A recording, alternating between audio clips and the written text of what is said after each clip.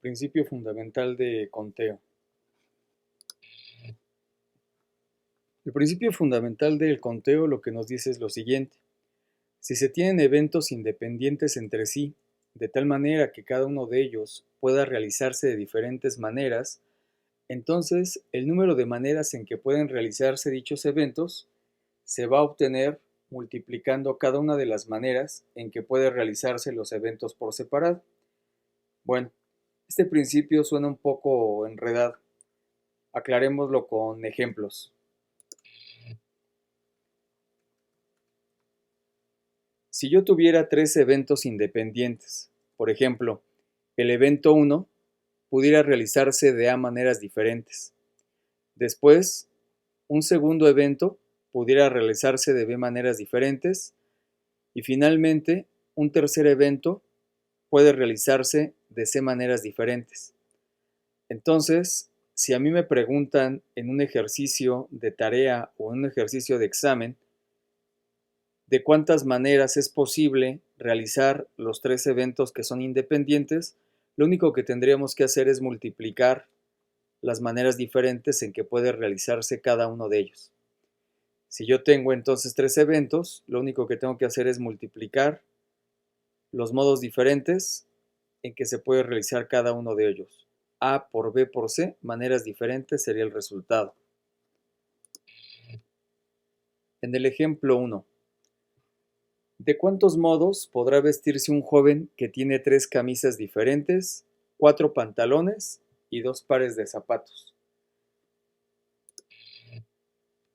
El evento 1 consiste en ponerse camisa, lo cual en este problema se tienen tres opciones diferentes de hacerlo. El evento 2 consiste en ponerse pantalón. El joven tiene cuatro opciones diferentes para hacerlo. Y el tercer evento consiste en ponerse zapatos. El joven solamente tiene dos opciones. Al aplicar el principio fundamental de conteo, entonces el joven podrá vestirse de tres opciones diferentes de ponerse camisa por cuatro opciones diferentes de ponerse pantalón por dos opciones diferentes de ponerse zapatos. Sería 3 por 4, 12 y 12 por 2, 24 modos diferentes tendría esta persona para vestir.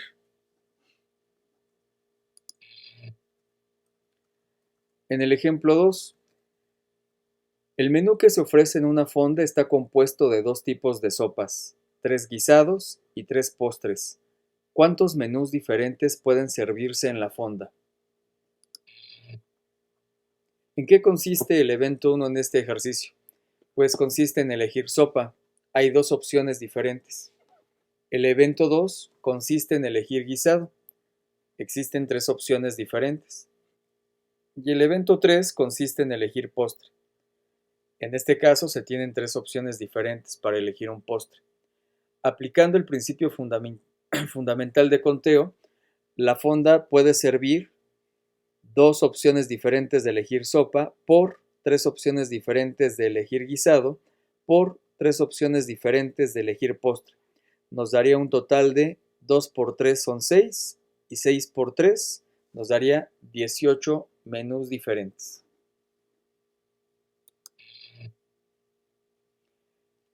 Ejemplo 3. Para componer un menú es posible elegir entre dos sopas, 4 guisados y 3 postres. Si se quiere aumentar el número de combinaciones, ¿qué platillo debe agregarse? Inciso A, cochinita pibil. Inciso B, mole con pollo. Inciso C, sopa de letras. Inciso D, helado de fresa. Esta pregunta pareciera un poco capciosa en el examen. Sin embargo, son los tipos de pregunta a los que uno se debe de acostumbrar en el Comipems. Revisemos un poquito detenidamente. El inciso A y el inciso B, al hablar de cochinita pibil y de mole con pollo, esto entra en la categoría de los guisados. En el inciso C, sopa de letras, entra en la categoría de las sopas. Y en el inciso D, el helado de fresa, esté incluido en la categoría de los postres. Entonces aquí la pregunta básicamente es, ¿qué debo de agregar yo? ¿Otro guisado, otra sopa o un postre para obtener la mayor cantidad de combinaciones posibles? Veamos pues cómo reflexionaríamos esto en un examen del Comipems. En la siguiente tabla tenemos el evento 1, que consiste en elegir una sopa. El evento 2 consiste en elegir un guisado. El evento 3 consiste en elegir un postre. Y en la cuarta columna, pues tenemos las combinaciones posibles. Originalmente se nos dice que en ese menú se tienen 2 posibilidades de elegir sopa, 4 posibilidades de elegir un guisado y 3 posibilidades de elegir un postre. Es decir, tendríamos 2 por 4, 8 y 8 por 3, tenemos 24 combinaciones posibles originalmente. Ahora, si elegimos el inciso A o el inciso B, es decir, si elegimos cochinita pibil o mole con pollo, que entran dentro de la categoría de los guisados, entonces tendríamos una posibilidad más de elegir guisado, es decir, 4 más 1, tendríamos 5 posibilidades de elegir un guisado. Y ahora las combinaciones serían 2 posibilidades de elegir sopa por las nuevas 5 posibilidades de elegir guisado por las 3 posibilidades de elegir postre, nos daría un total de 2 por 5, 10 y 10 por 3, 30. Tenemos 30 posibilidades. Es mayor que 24, ¿verdad? Pero vamos a seguir analizando las demás respuestas. En el inciso C nos decía agregar sopa de letras. La sopa de letras entra dentro de la categoría de el primer evento, es decir, elegir una sopa. Originalmente teníamos 2 posibilidades. Si agregamos sopa de letras, tendríamos entonces ahora 3 posibilidades.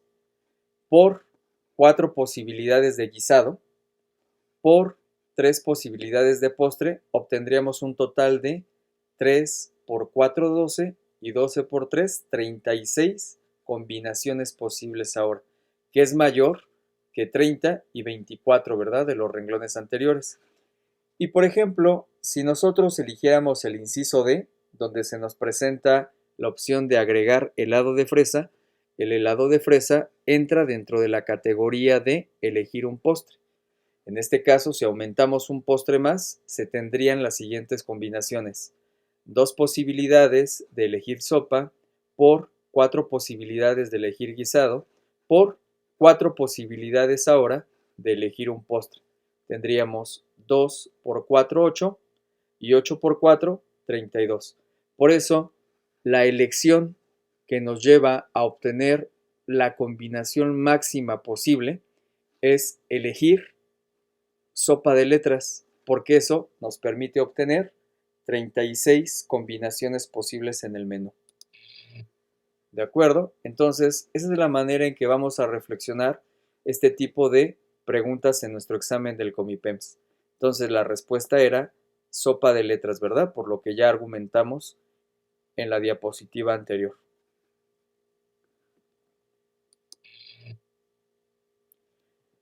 Bueno, ahora vamos a hablar de la probabilidad clásica básica. No nos vamos a meter en problemas muy profundos de probabilidad clásica, solamente lo que necesitamos saber para nuestro examen del Comipems. Entonces, vamos a definir la probabilidad de que ocurra un evento de la siguiente manera. Si un experimento está conformado de n diferentes resultados con la misma posibilidad de ocurrir y si exactamente m de estos resultados corresponden al evento A, entonces definimos la probabilidad del evento A como la probabilidad de que ocurra el evento A se obtiene dividiendo m entre n. A n suele llamarse el espacio muestral. Veamos ejemplos. Ejemplo 1.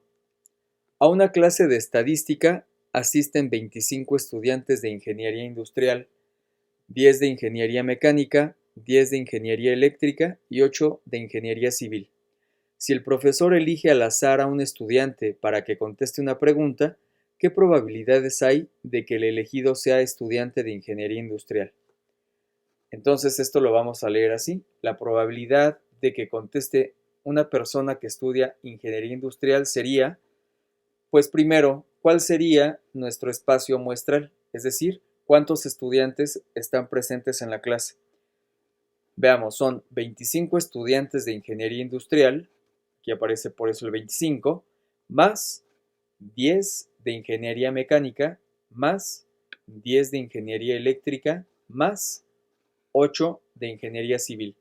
En total tenemos 25 más 10 son 35, 35 más 10, 45 y 45 más 8 nos da 53 estudiantes en total, de los cuales pues solamente 25 son de ingeniería industrial.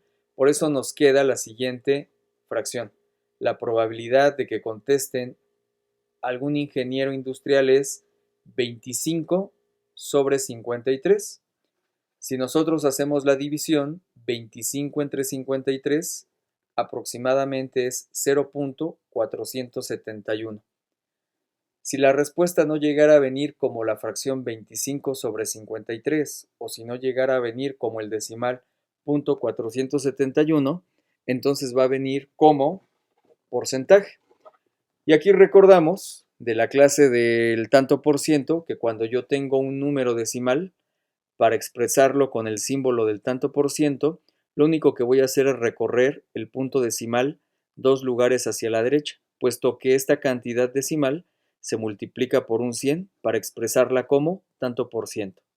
Entonces, la probabilidad de que conteste un ingeniero industrial sería 0.471, es decir, 47.1%. ¿De acuerdo? Ejemplo 2.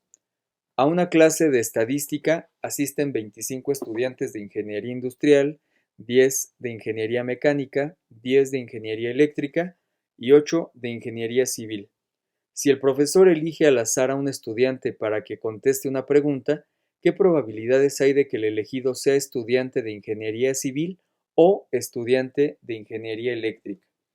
Entonces ahora aquí la probabilidad de que conteste un estudiante de ingeniería civil o de ingeniería eléctrica se obtendría de la siguiente manera. De nueva cuenta, el espacio muestral está conformado por todos los estudiantes que están en el salón tomando la clase de estadística, que sigue siendo, como en el ejemplo 1, 53 estudiantes en total. Pero lo que nos interesa saber es cuántos de ellos son ingenieros civiles o ingenieros eléctricos. Veamos, en la redacción nos dice que de ingeniería civil se tienen 8 estudiantes, más, y de ingeniería eléctrica se tienen 10. Por eso vamos a tener que sumar esta cantidad de alumnos de cada ingeniería. 8 de ingeniería civil más 10 de ingeniería eléctrica nos da un total de 18 estudiantes. Por lo tanto, la probabilidad de que conteste un estudiante ya sea de ingeniería civil o de ingeniería eléctrica sería 18 sobre 53. Si yo divido 18 sobre 53, se obtiene el decimal 0.339. Si la respuesta no llegara a venir como la fracción 18 sobre 53 o como el decimal .339, sino que llegara a venir como porcentaje, lo que vamos a hacer es recorrer el punto decimal 2 lugares hacia la derecha. Y entonces 0.339 equivale a tener 33.9%. Y esta sería la probabilidad. Ejemplo 3. Determina la probabilidad de que al lanzar un dado se obtenga un número primo. Entonces, primero vamos a ver cuál sería el espacio muestral. Aquí estamos suponiendo que el dado tiene 6 caras y que en cada una de esas caras están pintados los números 1, 2, 3, 4, 5 y 6. Bueno, aquí es bien importante que recordemos lo que se vio en aritmética, los llamados números primos. Números primos que pueden estar pintados en las caras de nuestro dado serían el número 2, el número 3 y el número 5. Entonces, de los números que están enlistados del 1 al 6, solamente tenemos 3 números que son primos, el 2, el 3 y el 5. Por eso aquí tenemos 3 posibilidades de que puedan caer algún número primo, ¿de acuerdo? Entre un total de 6 números, son 6 resultados posibles. Entonces la probabilidad de que caiga un número primo al lanzar un dado de 6 caras es 3 sextos. 3 sextos, si dividimos 3 sextos es 0.5. Si no llegara a venir la respuesta como 0.5, entonces al recorrer el punto decimal 2 lugares hacia la derecha, 0.5 equivale también a 50%. ¿De acuerdo?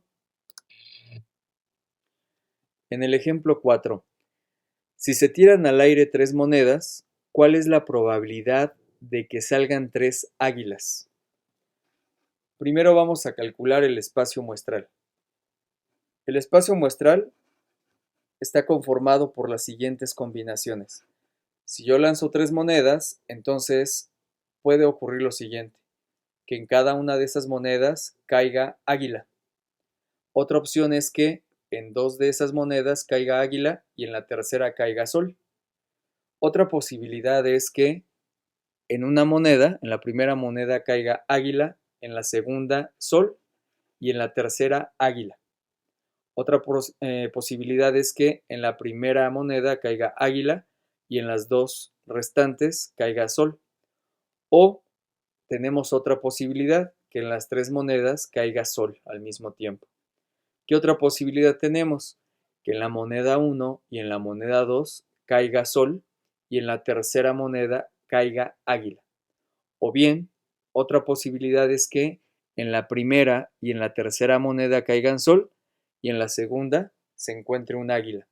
Y la última posibilidad al lanzar 3 monedas es que en la primera moneda caiga sol y en las 2 últimas águila.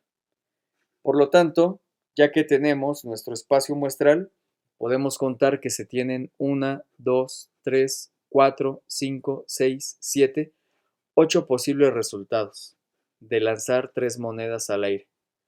Pero solamente de estas 3 posibilidades, una es la que contiene el hecho de que caigan 3 águilas. Por eso, ¿cuál es la probabilidad de que salgan 3 águilas al lanzar al aire 3 monedas? La probabilidad es de 1/8. Solamente una posibilidad de 8 totales. Si nosotros dividimos 1 entre 8, entonces vamos a tener 0.125.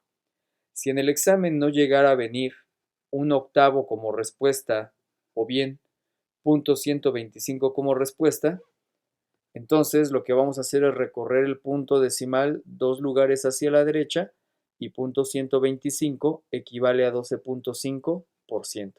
Esa sería la probabilidad de que al lanzar 3 monedas al aire caigan al mismo tiempo 3 águilas. En nuestro ejemplo 5 nos dice, si se tiran al aire 3 monedas, ¿cuál es la probabilidad de que salgan 2 águilas? De nueva cuenta, si calculamos nuestro espacio muestral, como en el ejemplo anterior, vamos a tener las siguientes posibilidades. De nuevo, van a ser 8 posibles resultados. Pero ahora la pregunta es, ¿cuál es la probabilidad de que salgan 2 águilas?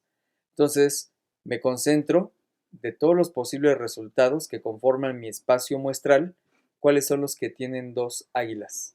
2 águilas nada más. Fíjense, aquí tengo águila, águila, sol, águila, sol, águila. Y por acá tenemos otra más, que serían sol, águila y águila. Entonces, la probabilidad de que caigan 2 águilas sería 3. Son 3 posibilidades divididas entre 8 resultados posibles. Entonces vamos a tener 3 octavos. 3 octavos, que si dividimos 3 octavos, 3 entre 8 nos da 0.375. De nueva cuenta, si en un examen no llegara a venir la respuesta como la fracción 3 octavos o como el decimal asociado a 3/8, que es punto 375, recorriendo 2 lugares hacia la derecha de nuestro punto decimal, tendríamos que punto 375 es aproximadamente igual a 37.5%, y esa sería la respuesta.